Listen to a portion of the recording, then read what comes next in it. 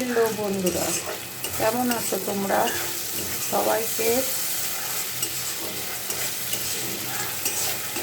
প্রজাতন্ত্র দিবসের শুভেচ্ছা ভালোবাসা।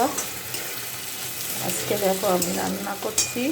কি দেখো, মশলাটা দিয়ে পেঁয়াজ রসুন দিয়ে কষিয়ে নিচ্ছি।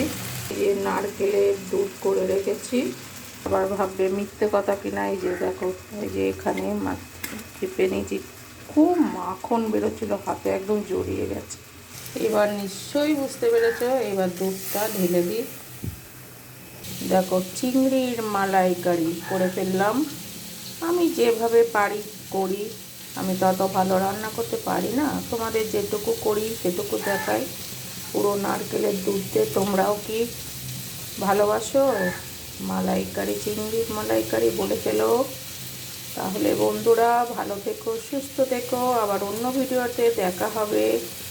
কেমন লাগলো একটু কমেন্টে জানাবে, তাহলে আগ্রহ বাড়বে। টাটা।